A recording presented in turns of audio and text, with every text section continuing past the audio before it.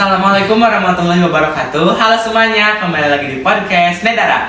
Bersama saya Muhammad Rafi Prasetyo dan rekan saya Aulia Nopalisa. Nah, pada kali ini kita akan berbincang-bincang nih dengan ketua-ketua SMP Negeri 2 Argapura. Ada ketua OSIS, ada Afadli. Assalamualaikum Afadli. Waalaikumsalam. Bagaimana kabarnya? Sehat? Alhamdulillah sehat. Dan ada juga ketua DP Putra dan DP Putri. Assalamualaikum Habibi. Waalaikumsalam. Bagaimana kabarnya? Alhamdulillah sehat. Sarah, gimana kabarnya? Alhamdulillah. Alhamdulillah semuanya kabar hari ini baik ya. Alhamdulillah. Jadi untuk segmen kali ini kita akan berbincang-bincang nih dengan para ketua-ketua yang udah menjabat selama satu tahun dan kurang satu tahun. Jadi akan yang sebentar lagi akan habis ya masa jabatannya ya. Nah, pertama-tama kita mau tanya dulu nih ke ketua OSIS ya. Ada Fadli. Kira-kira untuk cara pemilihan ketua-ketua yang sekarang apakah ada perbedaan dari yang dulu atau sama saja? Untuk metode dengan yang dulu itu sama saja.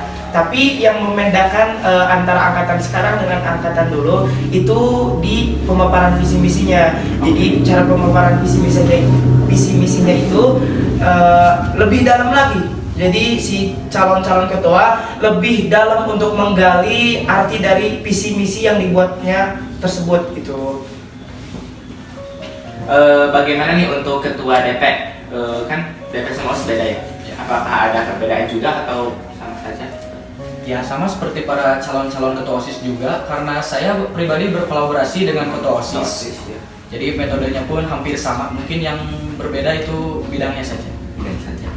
Nah dan sekarang Dan untuk Sarah gimana kan kalau DP Putra sama DP Putri kemungkinan ada perbedaannya. Kira-kira gimana nih caranya ya dalam memimpin? Apakah sama muridnya? atau Apakah berbeda? sama atau berbeda?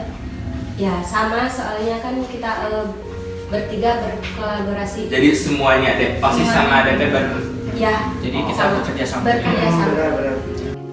berapa lama sih untuk pemaparan visi misi? 1 bulan kalau Ya, kurang lebih 1 bulan. kurang lebih 1 bulan karena kita juga ada mengadakan revisi bagi program kerja yang kurang gitu.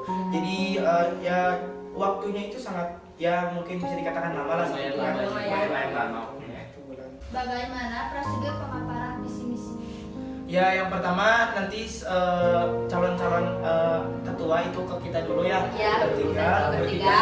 Semacam laporan atau? Ya, Ya, laporan. ya. Ketika nanti kita sudah menyatakan lolos, maka naik ke jenjang berikutnya yakni ke pembina OSIS. Nanti ada juga nanti ada yang dibagi ke pembina pramuka juga. Nanti dicek sama pembina OSIS sama pembina pramuka tentang programnya, apakah itu programnya logis atau tidaknya. Nanti kalau tidak logis atau tidak masuk akal, maka itu akan diadakan direvisi ulang. Revisi ulang. Betul. Kira-kira dengan metode yang akan diterapkan sekarang bisa membuat kemajuan untuk SMP atau sebaliknya? Kalau menurut saya ya pastilah akan mengalami kemajuan. Kenapa? Karena dengan cara seperti itu kita akan lebih terus menggali karakter-karakter yang dimiliki oleh seseorang tersebut, sehingga nantinya pada akhirnya mereka pun akan menemukan jati diri merekanya sendiri dengan cara seperti itu gitu. Kira-kira karakter apa yang harus dimiliki oleh seorang ketua? Ya seperti profil pelajar Pancasila gitu ya. Ya. Ada ketuhanan yang Maha Esa, dan juga tidak lupa kita selalu beradab, berakhlak Ya, berakhlak mulia. Dan juga seseorang yang mencalonkan sebagai ketua itu ya harus memiliki IQ di atas rata-rata dari teman sebayanya seperti itu ya. Kira-kira nih untuk kan sebentar lagi masa jabatannya bakal dicabut ya jabatannya.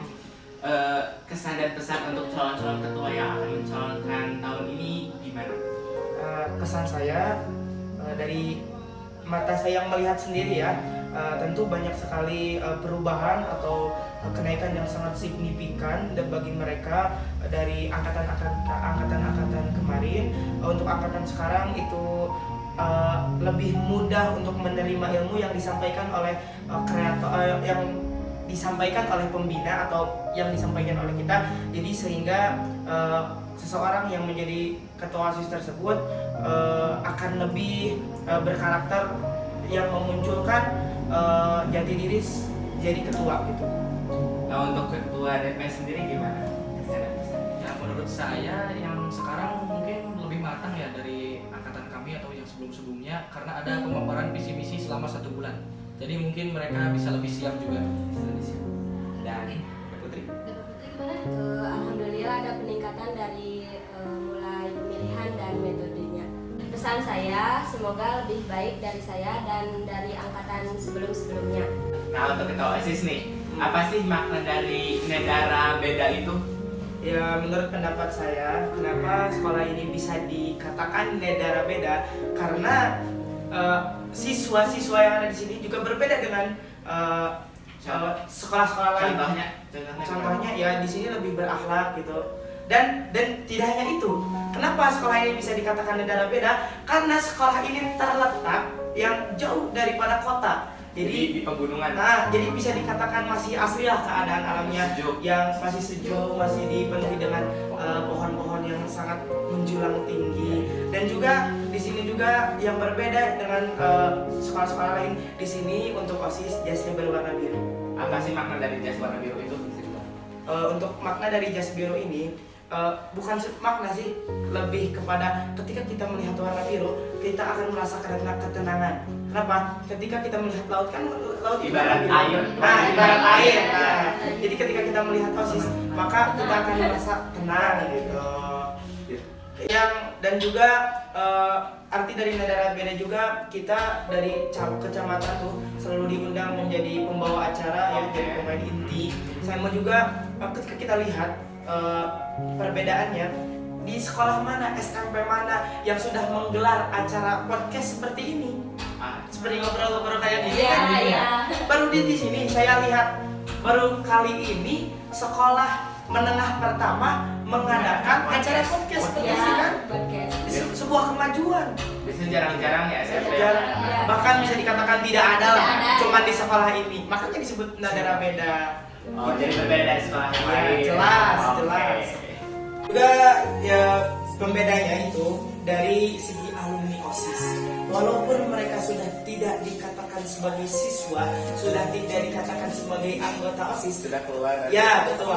Tapi mereka tetap selalu mengeluangkan waktu dan mengabdikan dirinya kepada negara.